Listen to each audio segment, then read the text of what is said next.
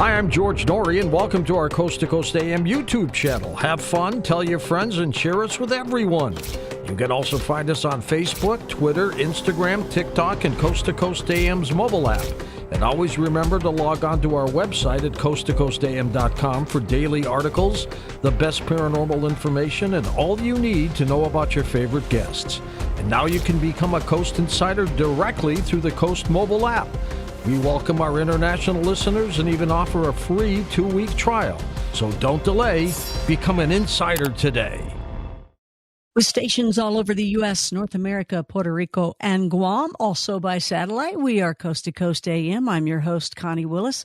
I'd love for you to join me on my shows. You can go to conniewillis.com and learn a whole lot more about me. I have a show called Blue Rock Talk. We go investigating for real, creatures, beings, strange things, hauntings, strange lights, Bigfoot, Dogman, whatever might be out there. We're up in the Colorado Rockies, and I call it Project Creepy Hotspot, and up there for 4 days, 3 nights with a cop.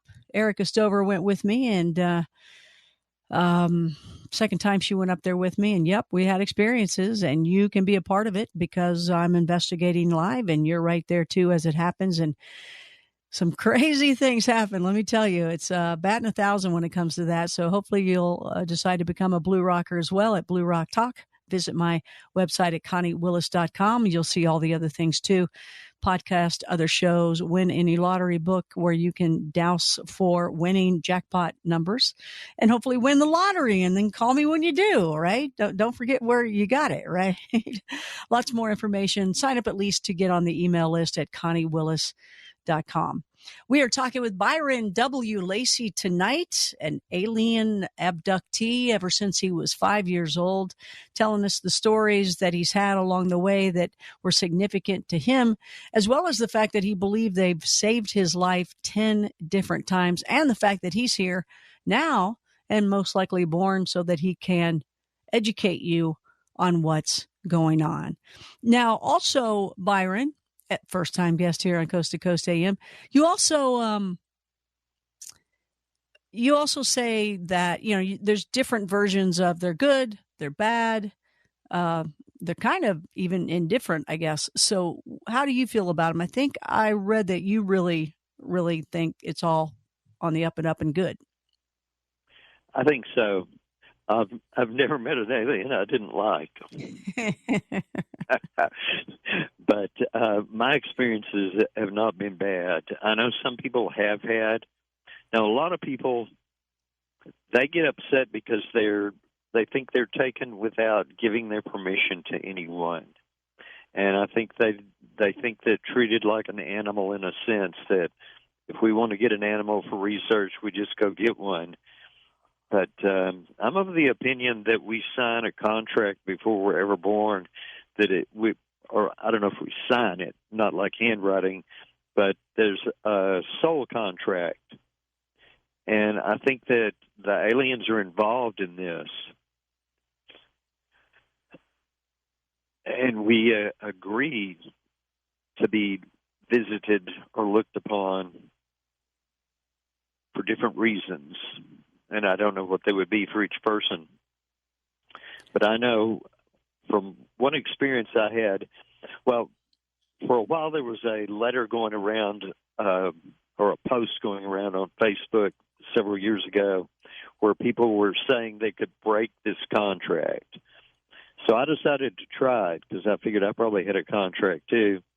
I got into a deep meditative state, and I was thinking I wanted to break the contract.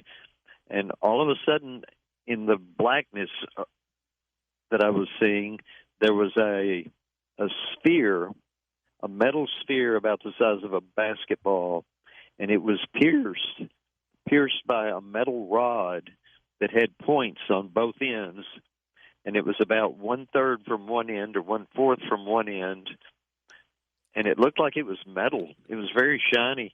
I could see it plain as day as if it was there. And then it was gone. And I had the feeling that this was telling me that I couldn't break my contract.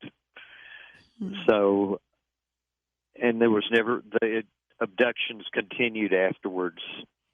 I have a friend that she says I saved her life because she was thinking about killing herself when I started talking to her when my book came out, and she read it, and I helped her see benefits that were there for her. Right, right. And she has met two or three of her children, her alien children, since then on ships, and was allowed to remember it. And she's quite happy with the whole situation. That's good. That's good that that's the case. I think the education does help people because I absolutely believe this is going on. And it does help to have a knowing because maybe that's the case. Maybe something was signed at one point.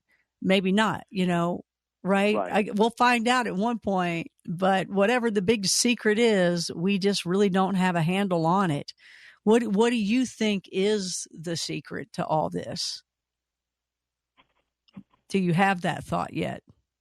Well, I'm not sure. I will tell you about a thing that happened to me. I was communicating with this psychic in England. I really love psychics. And she had given me two different readings that over a year's time each of them, everything she had told me came true.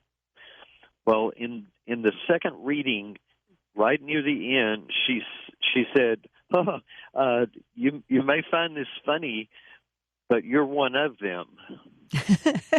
Did you laugh? Did you say it was funny?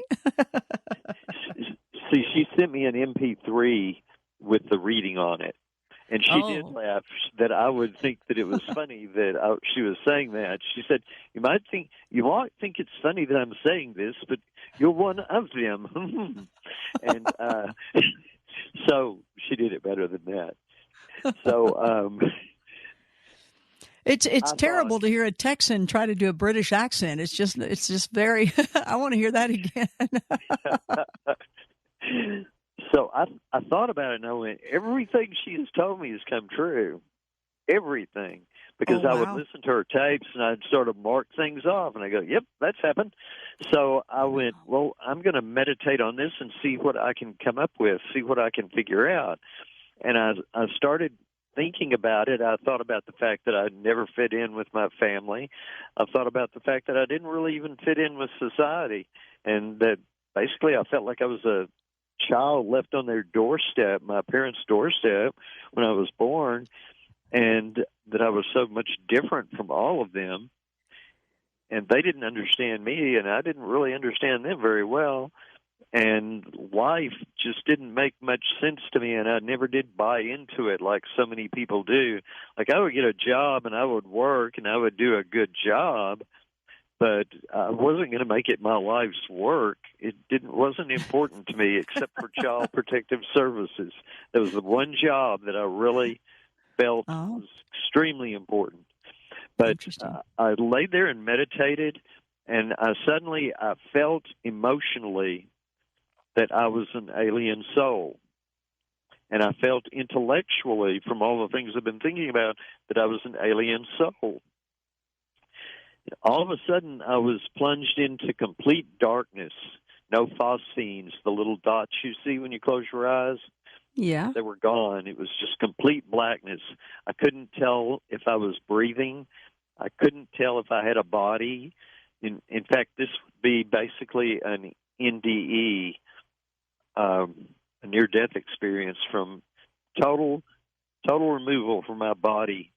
And I was floating in this black void, and I was a sphere, and I could see in 360 degrees, which I can't even imagine in this body being able to do that, but I could do it. And there was a grid of light in front of me, and I had the feeling that it was there for me to be able to sort of tell where I was spatially. And there were three beings made of light on these thrones made of light, and they were like in the very middle of this grid. And as they appeared, this voice inside of me said, "The Council of Three." And this was apparently my introduction.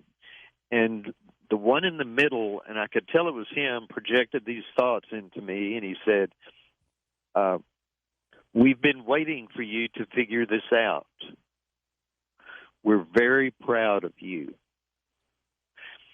And then this information started pouring into my head so fast, it reminded me of when we used to dial up to get on the computer, and it would make all these screeching noises.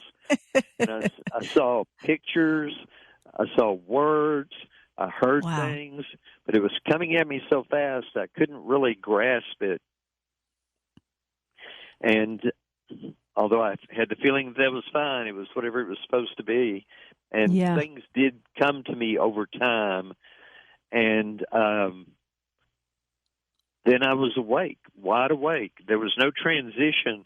I mean, I was nobody, then I was in my body again, just like that, and wide awake. And I went, wow. I mean, what else could you say? It sort of blew my mind. I went, so I'm really an alien soul, and I knew that I volunteered to come here. And then I'm going, why did I do that? But anyway, so I volunteered to come here. I volunteered to help. I wasn't forced to do it. And I probably did sign a soul contract. So, and you even said that you knew that you were going to be contacted about being on the show. Right. 2 weeks before it happened. See, I always had these mixed feelings about the show, and especially when I was going to bed at 9 o'clock, which was 2 weeks ago, that I didn't want to stay up that late. I didn't know if I could. And this voice, all of it, and I hadn't thought about the show in a long time. This voice in my head goes, if you're contacted to be on Coast to Coast, you're to take the appointment. And I go, okay, I can do that. So you are not to reject Connie. Right. So I go, I'm thinking, well, this is far-fetched. I've never been contacted by Coast to Coast before, but okay, if it happens, I'll do it. And this I was saying to myself after I had said okay to the voice. And then it was like 2 weeks later or that I got a phone call. Or how did you get in touch with me? Was it email? I think it was Messenger. Yeah, Messenger. It was Messenger, right. And I'm going, wow. Or we were connected. I think we were connected too, by the way, so with someone else. But yes, someone else got in touch with me first. A woman who had interviewed me several years ago when my book first came out. Yeah, wonderful lady. Absolutely. And I was thrilled. I never know if she wants to say her name or not. She's got a podcast out there. She's wonderful lady. She's incredible. But sometimes, I don't know if she's sleeping right now, I'm sure, but I don't know if she wants her name said or not, but she's an amazing lady. Yeah. And she was like, hey, here's somebody for you. And that's how it happened. You're talking about abilities and talking to this psychic, but what about you? It tends to be, I think, that first of all, like when you almost die, you have a lot of near death experiences, you end up having these abilities, but also abductees have these abilities. So what are your abilities and what do you think is behind that? Well, now I have worked as a psychic on a telephone line, and I have out of Las Vegas. I did that for about a month. And then I worked out of one from Canada where it was done by email. And I used tarot cards some, but I didn't use them much, and I didn't use them in the traditional manner. It just helped me focus a little bit. But it started when I was in junior high, and they had us write a poem for Thanksgiving before we went on Thanksgiving break. And when I got back, I got an A. I had an A on my poem, and I started writing poetry. And eventually I started sending poems off to be published.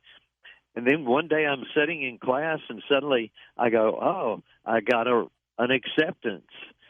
And I thought maybe Mom read it, and somehow, because I'd heard you could be psychically connected with your mother, I thought maybe I picked it up from her, but I don't even know if I got it. So I got home, and my mom goes, "You got a letter?" And she gives it to me, and it's sealed. And I said, "You didn't open it?" And she said, "No." So I went in my bedroom and ripped it open. And sure enough, my first poem had been accepted for publication. And I would know every time I got one, and I would know if it had been accepted or it had been rejected. And I would know while I was sitting in school. So let me just throw one thing out, if I can. Now, I absolutely believe you could totally be to where you knew that and had that knowing. However, just because I know my mom was a little sneaky growing up, she would actually open up my letters and she'd read them and then she'd seal them back. So moms can't do that. I'm not saying your mom did, but just saying. She said she didn't because I asked her. So did mine.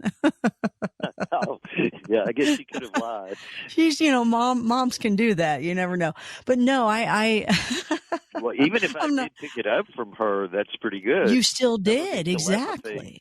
And I think that's great. And I think it's also great that the artistic side of you has come out in words and feelings and emotions, and also, in art later, not just the words. And that's something I definitely want to talk about when we come back, because that's interesting to me that a lot of abductees also have a side of them that's in a genius type way or an artsy type way, and they express themselves pretty uniquely. So I want to talk to you about that. We're talking with Byron Lacey right now, and I hope that you guys stick around. More to come. We're going to take your phone calls too. He's got a book out. It's called Chosen: Chronicles of an Alien Abductee. That's what you'll want to check out. Amazon. Chosen: Chronicles of an Alien Abductee, and you can learn a lot more about Byron. More to come. Stay with us. Connie Willis here on Coast to Coast AM.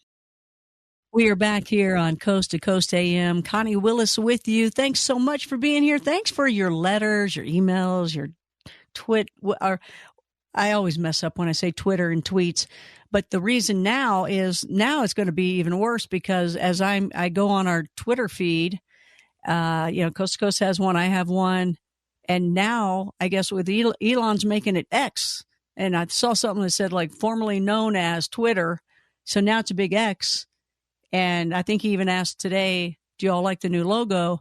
Well, hey, I kind of use that logo a little bit myself in some past things. So it's like, wait a minute, don't do that logo. And a lot of other people use that. Anyway, no, I understand it with the SpaceX and all that kind of thing, but no, it's all changing. So now is it going to be another name too? Is it not going to be Twitter anymore? It's changing hourly on there. So anyway, but we are there, and I hope you find us and follow us on Twitter, or formerly known as Twitter. And now there's a symbol. I've seen that happen before in the past, and it kind of worked out for a while. Anyway, find me at ConnieWillis.com, learn more about me, and at least sign up for the email list. And then I'll let you know when we got new shows coming up and what's happening when it comes to me, and even some discounts as well. But hey, just jump along, take the leap. ConnieWillis.com.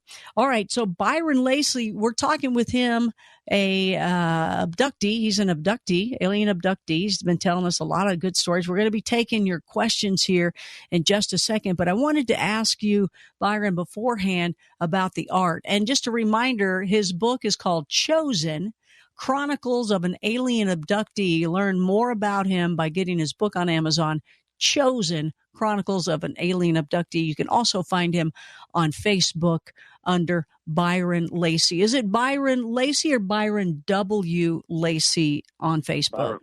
Byron Lacey. Okay. And then Byron Lacey, author. Oh, okay. Okay. All right. So, and that's both on Facebook, right? God bless you. I couldn't stop it. Yes, it's both on Facebook. That's about the only social media I do. I've got another kind of thing. Maybe it's Twitter, and I don't mess with it, but my my stuff from Facebook automatically goes on there. It's not Twitter. And so I'm actually getting a following without doing anything. Is that Instagram Yes, or you are? that's it. Okay. Yeah. Instagram. Yeah, they're connected there. But you do have something, well, at least you're in it. And it goes to the question I was going to talk about with the art. And that it's geometricmattymuseum.org. Is that right? That is one museum. They are no longer in existence, but the webpage is still there. Geometric Mahdi Art. Oh, okay. And some of my pieces are on there. Okay, because that's where I found. Yeah, a lot of stuff. Okay, and that's where you can see your art. So, just tell me about that before we hit some phone calls, because people want to ask you some questions. So, tell me about the art. Have you noticed? I've noticed. Okay, like a lot of the remote viewers that are part of Project Stargate and all that kind of thing, they are like these incredible artists as well. And they're very interesting pieces of work. And yours were the same way. What do you think that's about? It seems to be out of this world type art. Well, I'm a Pisces Aries, or Aries Pisces. I'm born directly on the cusp. And Pisces, of course, is a very artistic sign quite often. And then Aries likes to break new ground. Like I've really gotten into artificial intelligence art, and in fact, I feel a psychic connection between myself and the program, almost like I'm focusing it along psychically as well as using prompts. And I use pictures that I make and I manipulate. And I always wanted to get into audio, video. And this is like visual art and music, which I do music as well, all combined together.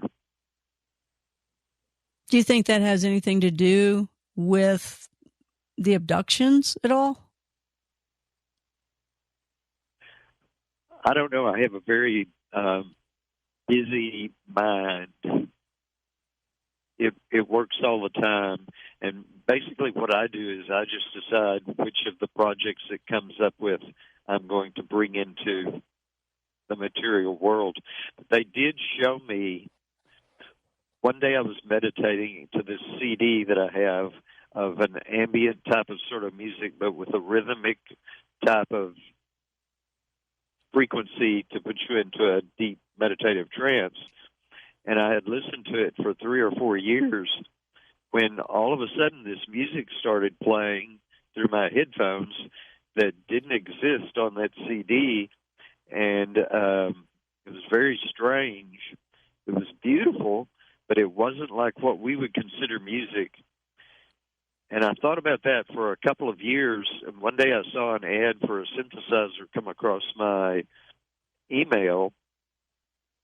And I went, I can use a synthesizer to make that kind of music. So I started producing experimental electronic music. Oh, interesting. As a direct result of having contact with them. And how did that go? Okay. How does it? I remember at one point somebody showing me music and they said that it was locked in with DNA in some way. And then when certain sounds were played, it would affect certain things in people's body. Well, I'm sure frequencies do. And I use synthesizers that take a stream of electricity and start ripping frequencies out of it, and what is left is what makes each particular sound. And you can add in, but you're going to end up with a stream of electricity, which makes a sort of a roaring noise. And I forget what it's called right now. Subtractive synthesis, because you're subtracting frequencies from the mainstream of electricity. It's not digital. A lot of the digital, they already have a sound programmed into them that you can manipulate.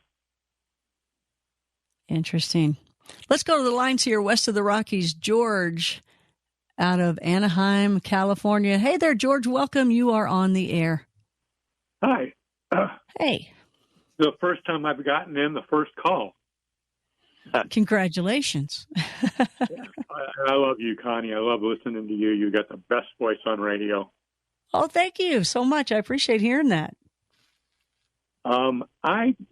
Listening to this guy, his story is my story. I don't think I've ever been abducted, but I grew up the exact same way. I mean, my parents didn't want me talking about things I see, and they didn't talk about themselves. They were both World War I and World War II immigrants, and they would let slip little stories about things that happened to them.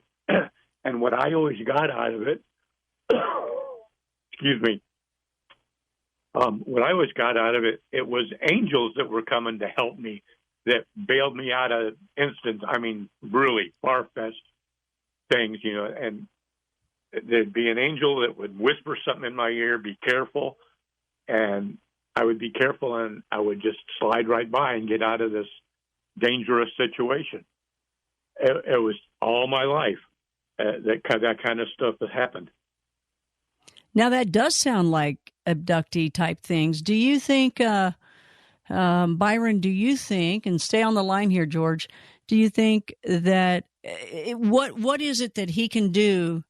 Because he said he doesn't think he's an abductee. What can he check if he's got these other things that you and I might go, oh, he sounds like he's an abductee? How could he maybe learn for himself if he is or not? Well, first off, I think angels are aliens, and they were believed to be angels because people were thinking in these frameworks of religion. And religion is basically a filter, and it filters out certain facts, and it's like taking a pie and slicing it up. Each religion has different parts of the pie when you should be looking at the whole pie. But one thing to do is just to ask. Ask them, like in a deep meditative trance. And you might, when I was first realized I was an abductee, I went under an electric line in my backyard because it was clear and I could walk. And I decided I was going to get some kind of information for them. If not, I was going to bug them for the rest of my life until they told me something. Because if he's an abductee, he's got an implant, and they know what he thinks. And if they're saving his life, obviously there has to be some some way for them to know what's going on around him. Be open to the idea and just ask them over and over again. But now, I was doing it for 5 or 6 hours a day, and at the end of the week, I got an answer. I got abducted consciously, and I knew what they were doing. But you could do it. What do you think about that, George? I think it's great. I mean, that's what I think is what we see as the UFOs 2,000, 4,000 years ago when those people were visited by angels. Those were aliens. They could only, their limited intellect could only make them some spiritual being. That's how they understood. And we kind of blow that off now because we have so much technology and knowledge and doctors that get paid to analyze and tear things apart. They can't just accept it as all being angels. Isn't it weird that angels and aliens, the name it's so much alike, The two words, they look alike to me. But I'm a firm believer in that angels have always been aliens. We are not of this world, but in it. That's what the Bible says. George, thank you so much for your call. I appreciate that. And yeah, I hear you over there, Byron and George, both of you. It's definitely the conversation that goes on and on and on and on forever. We can compare that, and I have to tend to agree to that. Me too. I mean, when you read the Bible and the way they talk about it, and then you see the artwork, by the way, it's just the same thing, just different nouns, right? Right. Describing the same thing, just different nouns. And go ahead. Go ahead, Byron. I heard you about to say something. Well, there's some of the paintings that are in the Bible are from that time period that have UFOs in them. Yeah, that's what I'm talking about. Exactly. It's like, wow, that looks like what we all see. Right. And let's see if we... The Go ahead. wheel that they talk about, some guy had a wheel. I can't remember what it is right now. In the sky.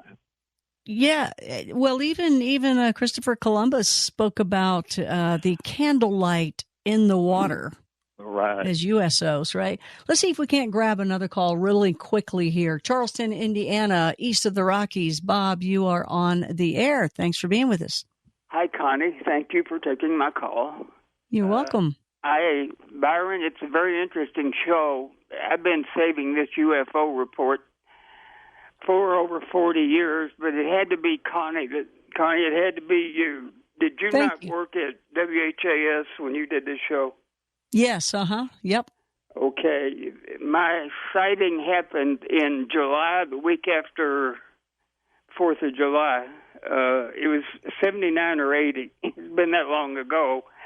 But I was in downtown Louisville on Broadway. I was going up Eastern Broadway. Before you get to Cave Hill Cemetery, there was a convenient store, and I stopped with a friend that I worked with to get a Coke to drink. And as I got out of the car, I was facing south, and the other person was in the passenger seat, and I turned around and looked. And as I did that, I saw 3 UFOs probably going up Roy Wilkins Avenue, which would be 9th Street. I could see them between the Courier-Journal building and I think the employment office, and the Brown Hotel was right there. There were 3 of them, just like looking at a movie. And then all of a sudden there was about 10 or 12.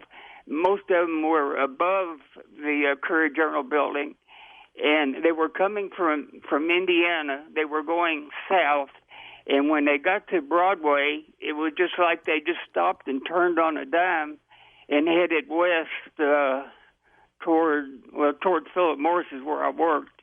But they were inside about 5 or 6 seconds, and they just turned. They just kind of stopped, not on a dime, but they just stopped. So they all got just north of or south of Broadway, and they just took off to the west, and they were gone. I always said that they reminded me of a peanut UFO, a peanut M&M is what I'm trying to say. That was before there was Tic Tac videos, obviously. And they were gunmetal gray, and they were not in a linear formation. They were just like you threw about 10 jacks out, and they were suspended. But I guess they were going about 200 miles an hour. And obviously they were so low that I actually saw the 3 of them, between the buildings. There's no way they would have been picked up on the radar at Sanford Field. But anyway, I thought you'd get a kick out of that. And the other thing is, you know exactly what I'm talking about, right? Yes. A lot of people don't, but I've always wondered, people that, and not my UFO, but any UFO report, they could Google Earth to get some kind of an idea of, where and what. And I never hear anybody talk about that, but that's an option that we didn't have 20 years ago or 30 years ago. That's right. That's right. we gotta wrap this up here, Bob. Thanks so much for calling in. I know exactly where he's talking about. And, how many people do you hear, Byron, with stories just constantly as soon as you say something, right? I'm the same way. As soon as I hear that, whether you're an abductee or you work on Coast to Coast AM, you're going to hear some stories. I get it. Hey, thanks, Bob, for calling in. Byron Lacey's who we're talking with. He's got a book out, Alien Abductee. His book is called Chosen, Chronicles of an Alien Abductee. You can find that on Amazon. Chosen, Chronicles of an Alien Abductee. Sorry, Abductee. That's how you can find it on Amazon. He's also on Facebook, too, at Byron Lacey or Byron Lacey Author. We are taking your questions as well here on Coast to Coast AM. Connie Willis with you. Please join my show as well. ConnieWillis.com is where you can find the information. Lots of shows to choose from, but get on that email list for sure. But head on over there and check it out when you get a chance. I'd really appreciate it. We have a lot of fun. And if you like Coast to Coast, you're gonna be cool with my shows too. You're gonna like it. You're going to like it. All right. Byron Lacey is who we're talking to tonight, an alien abductee. He's on Facebook under Byron Lacey, and that's BYRON Lacey, LACY. And you can also find him under Byron Lacey Author. But then if you want to catch his book, go over to Amazon, and it's Chosen, and then a colon, and it's Chronicles of an Alien Abductee. Chosen, Chronicles of an Alien Abductee. We're taking phone calls as well. Before we go back to the phone calls, Byron, is there anything you want to say? Time flies when you're here on Coast, and I want to make sure you say everything you do want to say and get across before we get so engulfed into some more phone calls, and then all of a sudden it's over. Right, I understand. Well, we were talking about psychism for a little while. Yes. Well, from what I understand, the UFOs can fly so fast and can disappear is because they are of a higher frequency than Earth and than our reality.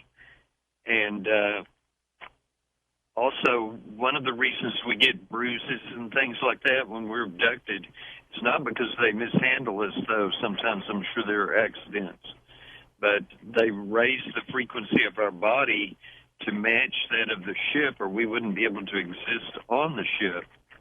And this does cause a little bit of damage sometimes to us, but nothing major. And part of becoming psychic is you work to raise your frequency. So if you're abducted once a month, I know I'd often been abducted once or twice a month, they would be raising your frequency up to higher than what you're used to. And I think this would have an effect upon you to cause your frequency to be higher and could aid in your becoming psychic. I see. Well, one time I saw a Bigfoot run up a mountain, and each step got quicker and quicker and quicker and quicker, and his arms would reach for a tree and help pull him up, and each arm would grab another tree and shoot up, and it went so fast that I was seeing just like a blur of each arm and each leg, and then to where then there was nothing. Yeah, they can disappear, can't they? I think, like you talking about the frequency, they and just going so fast too that all of a sudden it's gone. It's like, where'd it go? Yeah, it's so amazing. It's exhilarating. It's you can't even put it into words when you see things or experience things, right? But you do your best. And I appreciate that you're sharing everything. Let's head to the phones. We have a lot of people on the phones. We'll try to get to everybody. I'm so sorry for some of the people that were like, they've had waited too long, but try back if you can. Let's go to wildcard line number 4, John out of Ohio. Hey there, John. Thanks for hanging in there. You are on Coast to Coast AM. Hi, Connie. Hi, Byron. I got a question for Byron. With all this stuff going on in Congress, and they're investigating these UFOs and the spaceships, and they even kind of said that there's some bodies they discovered, How is it that they would not protest that we would have their bodies and using their technology per se? And I'm wondering, like with you and any abductees like that, has the government ever contacted you or talked to you about any of this? No. In fact, I sent a copy of my book to NASA right after I published it to, I think his name is Green. Let me grab this letter. On October the 17th, 2016, which was quite a while after I'd published the book, to the headquarters in Washington, D.C., the NASA, the Planetary Science Division, James Green, and he just sent me back a letter that says, "Thank you for providing a copy of your book, which NASA has accepted under its statutory gift acceptance authority. I appreciate your interest in the space program. Regards, James L. Green." So they knew I was here. I've never seen the Men in Black, although I think I've seen one of their vehicles, but it wasn't an older car. I was going to Louisiana, to New Orleans, and this black van with solid black windows, which is against the law. You've got to be able to see through them some. It would be in front of me, and then it would be behind me, and then it would be beside me, and then eventually it was just gone. But it seemed odd. And the trim was a black chrome. The whole car was black. It was a SUV type car, a van. Interesting. The closest I've come to anything like that.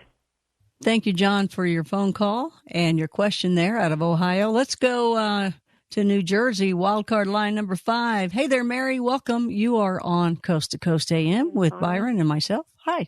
I have a question. I don't know if it's rude or not, but he's looking back in his ancestry, his father, his grandfather, his great-grandfather. What country do you find them in, like if you go all the way back? Ireland. I have another. What is it? Ireland. Ireland. My great-great-grandfather. Yeah? You go all the way back to your great-grandfather? Yes, he came from Ireland to the United States. Oh, I have another question. Have you ever looked into groups of people like Stonehenge? That's in the United Kingdom, right? Stonehenge? Right. Have you ever looked into those people? No. No? No. Any other groups of people you were interested in? No, not really. No? Are you thinking there might be a group of people only as abductees, or? You never know what's way in the back. You never know. A great deal of Irish people are abducted. A great deal of abductees are that are in the United States or all over the world are related to people in Ireland. Well, and interestingly enough, too, I had asked that question with David Jacobs years back when I had interviewed him, and asked if it all derived from one area of some sort. So I really appreciate you calling in, Mary. And he had said through their research, it did not have a nationality. It did not have a preference of anything. that people were abducted all over and every background. I found, well, there you go, It's not from one lineage or anything like that. It was they didn't know of anyone that wasn't.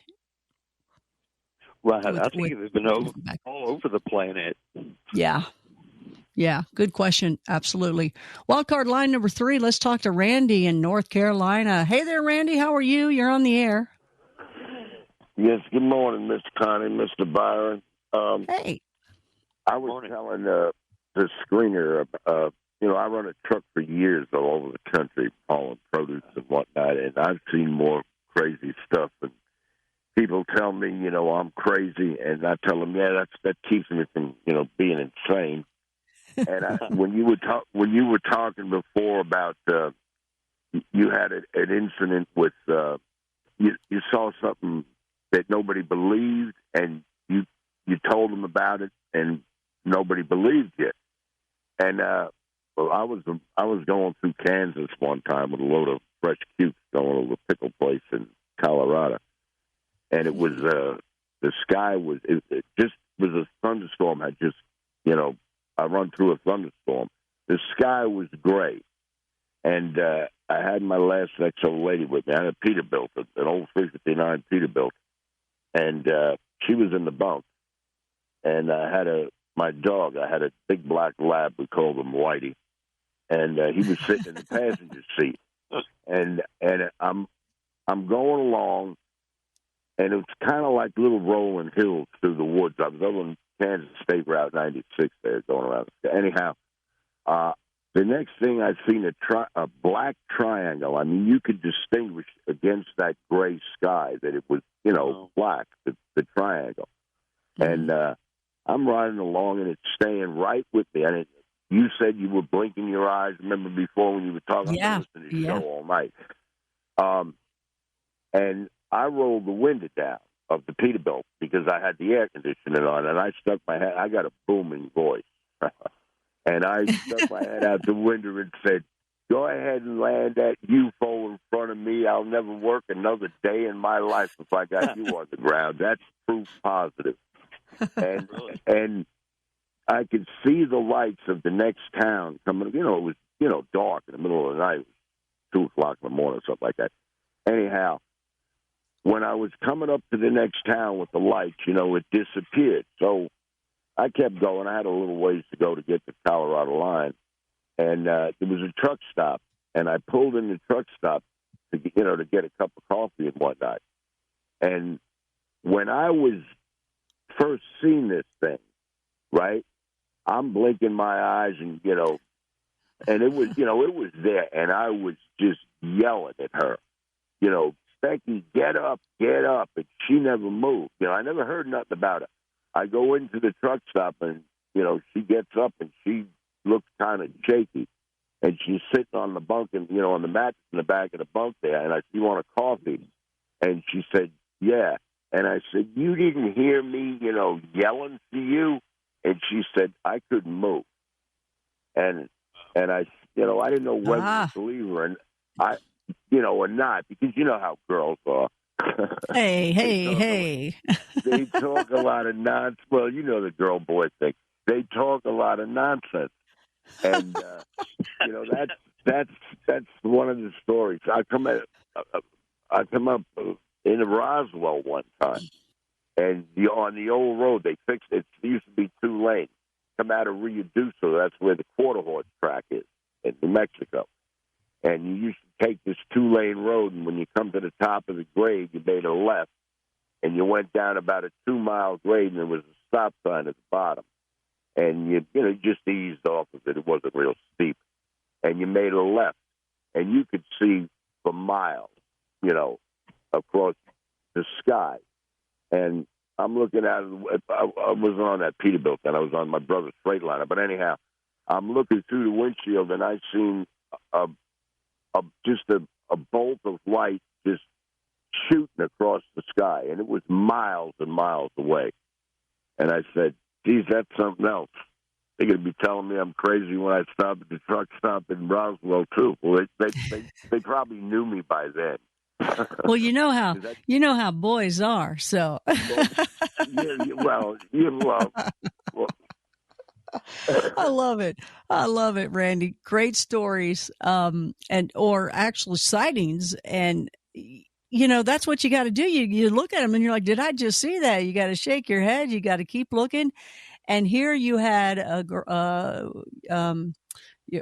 girlfriend, wife? What was it? Your wife? She was frozen. My girlfriend. Yeah, my wife left me. She went back to South Carolina. Anyway. Because of that girlfriend? Okay. Anyway, I'm sorry. I'm just kidding around with you now. So she is a possibility. She could have been frozen, right, from the ship. Is that kind of what you were thinking, or do you think that? I was booming. I had the windows rolled. In fact, my dog was. He was. His ears were down. Oh. And no, I'm just kidding. But I was booming. Yelling, "Get up, Rebecca! Get up!" And I never heard anything, out of her, and she couldn't have been that, knocked out asleep. And when we stopped in that truck stop, I mean, I opened the curtains, because them old 359s, there was a cab and then the bunk was behind it. It's not like these newer trucks, where, and I opened up the curtains and she was sitting there, and I said, "You want a coffee?" As I'm going to get me a coffee. And she said, "Yeah, get me one." And I'm looking at her face. And I said to her, kind of belligerently, "You didn't hear me yelling at you?" And she said, "I heard you, but I couldn't move. And I couldn't say anything anyway." Now, that is just extremely interesting to hear. Thank you so much for your call there, Randy. Byron, there's many times that I've heard what Randy's spoken about here. And even when I did some interviewing with Jacobs and also Hopkins, I've asked them about that before. They actually brought that up to me, where they said, usually if you see one, you've been taken. Now, I don't think that for everyone, but their research said if you see one, you've probably been taken. You've seen it before or after. What are your thoughts on that? If it's up close.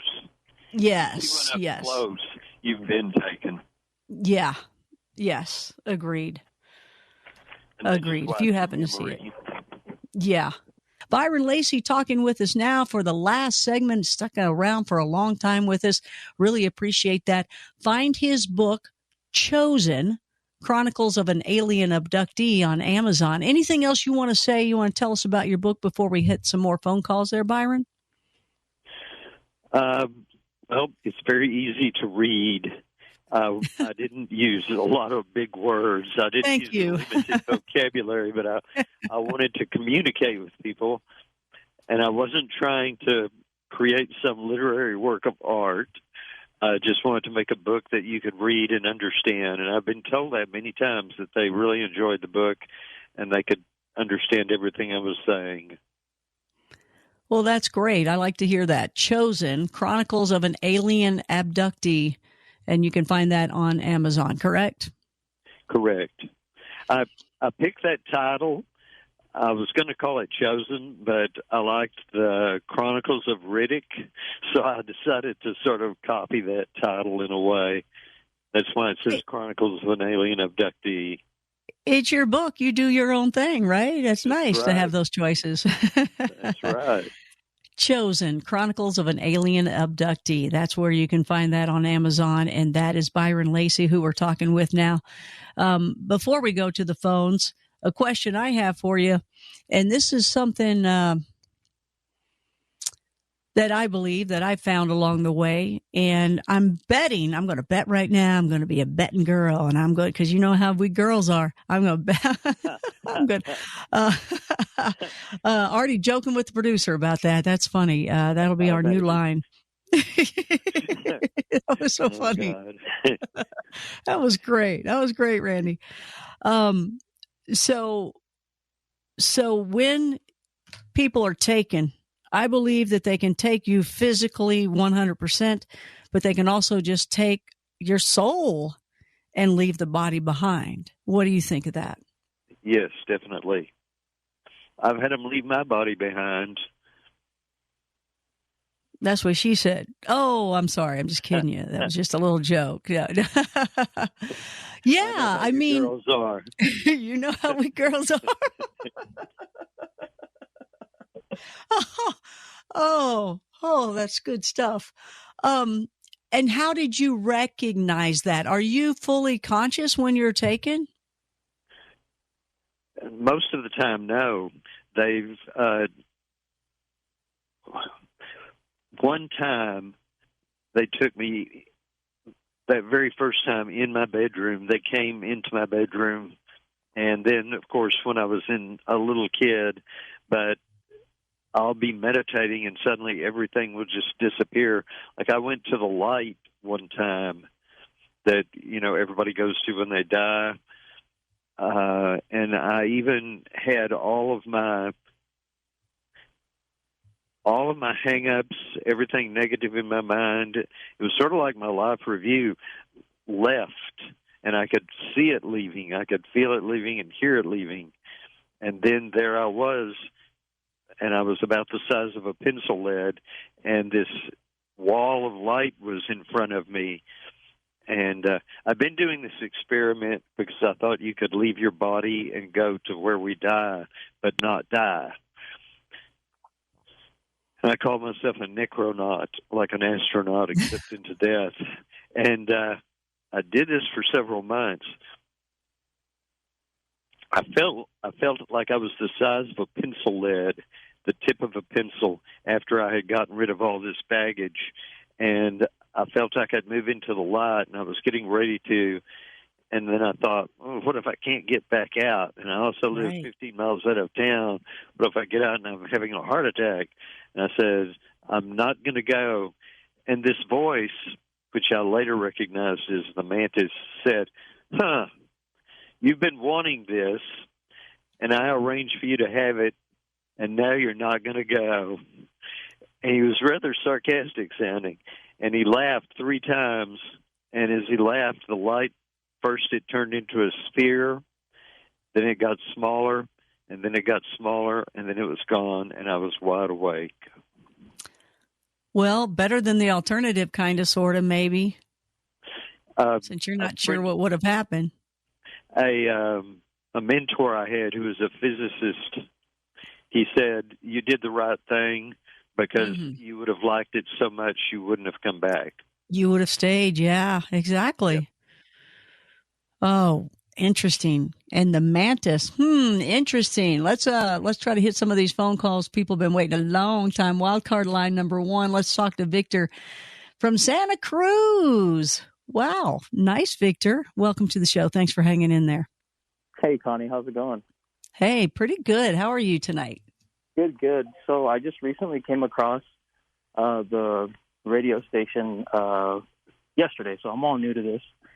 And one of my patrol officers had the radio on, so I just decided to call. I never spoke about this publicly, so it's my first time, aside from my family members.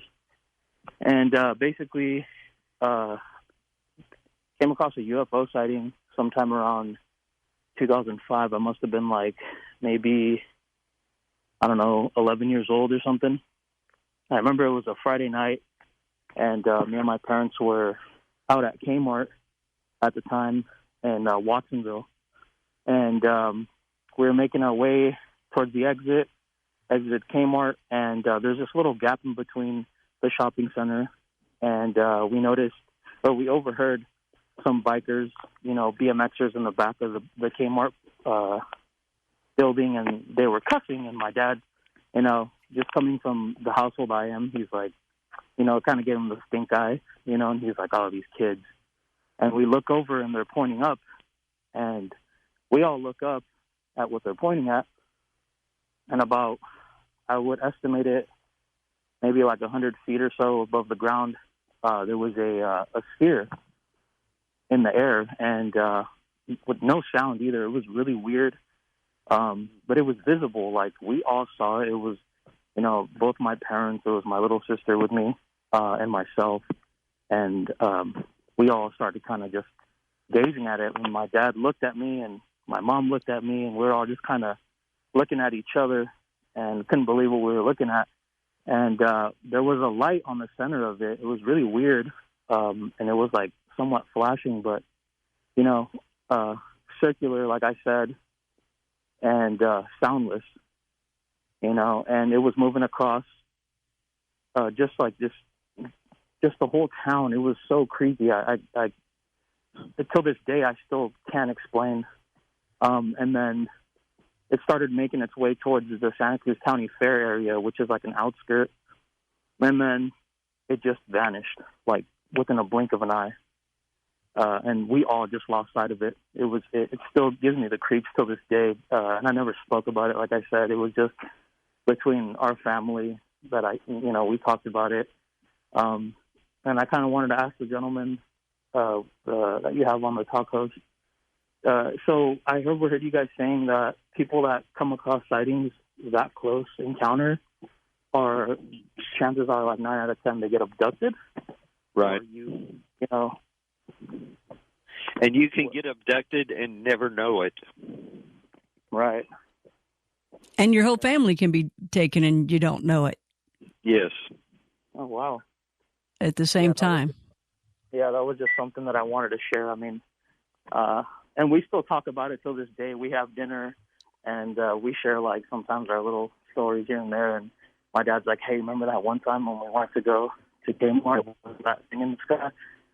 And we all just my dad. Did you have missing time as well? Sorry? Did you have missing time as well? Missing time? Yeah. Not to my knowledge, but something to think about. Yeah, I don't know. I just feel like from that gap between when I was 11, it was still all kind of blurry to me. Not fully developed then, but I still remember that clear as well. And it was, but obviously, just the fact that. We're starting to lose you there, Victor. So Byron, so his bigger question. Thank you so much, Victor, for giving us that story and sharing that. I know it's not an easy thing to do, and look how late it was, much later in his life that he did do that. And then he does it broadcasting on Coast to Coast. So, how would you address him with that does happen, especially when people see it that close, but not always.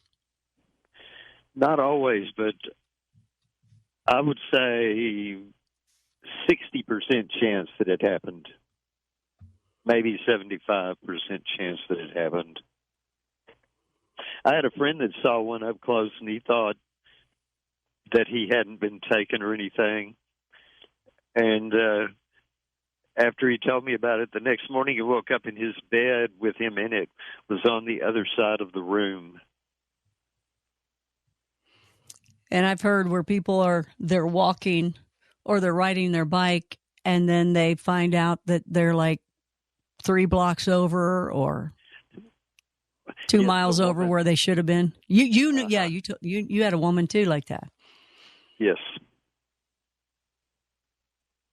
So we're at the end of the show. There's a lot more calls, but I don't think we have time to take them because everybody pretty much has a story they want to share. Right.